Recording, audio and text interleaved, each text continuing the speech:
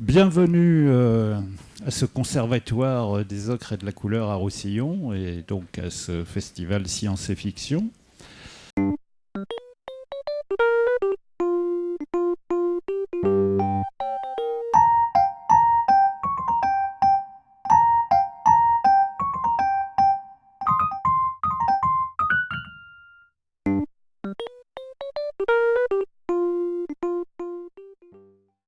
Première fois en face de Jean-Marie Pelt, à qui je dis merci de m'avoir ouvert sur la nature, les plantes, les insectes, le fonctionnement interespèce et tout, ces portes extraordinaires de compréhension, de jubilation, et on est devenus amis immédiatement.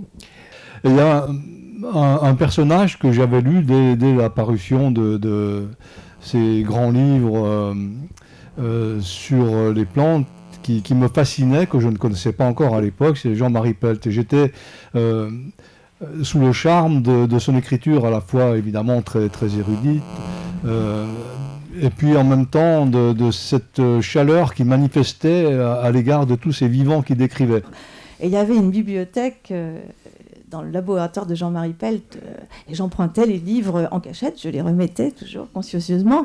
Et c'était une ouverture justement qui m'avait profondément manqué, qui était la spiritualité, une chose que je ne connaissais pas du tout. Et alors j'ai découvert ici des auteurs comme, je dis toujours, c'est un des livres qui est un des piliers de mon existence, c'est le livre de Krafft Durkheim que j'ai découvert dans la bibliothèque de Jean-Marie Pelt. Pour moi, Jean-Marie Pelt, c'est à la fois un homme de très grande compétence, de très grand savoir, une autorité morale et un ami très cher. C'est d'abord un homme de science, évidemment, mais surtout, ce qui est remarquable chez lui, c'est son sens de la pédagogie et de la transmission. Et ce qu'il a vraiment innové, c'était cette idée de développer une véritable science de l'environnement à son Institut européen d'écologie qu'il avait fondé dans les années 1974. Et il avait cette vision totale de la nature qui est la vraie vision philosophiquement qui me convenait à moi.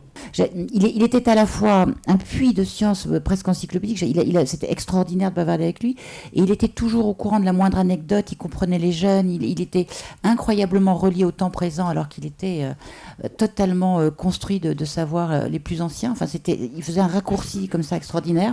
Jean-Marie Pelt, pour moi, c'est aussi une autre chose, c'est les secrets et l'intelligence de la nature. Je crois que c'est celui qui racontait le mieux les histoires incroyables qui relient les espèces entre elles, les espèces et les animaux, enfin les végétaux et les animaux, et puis l'homme dans tout ça. Et on avait justement en plus cette ouverture d'esprit que nous proposait Jean-Marie Pelt aussi sur quelque chose qui a compté beaucoup pour moi et dans ma construction personnelle, c'est la spiritualité.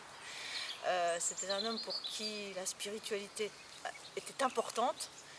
Et si je lui dois quelque chose, en tout cas à Jean-Marie Pelt, je peux dire pour moi, en tout cas mon frère intérieur, que ça a été l'aspect justement, cette façon qu'il avait de relier l'écologie et la spiritualité.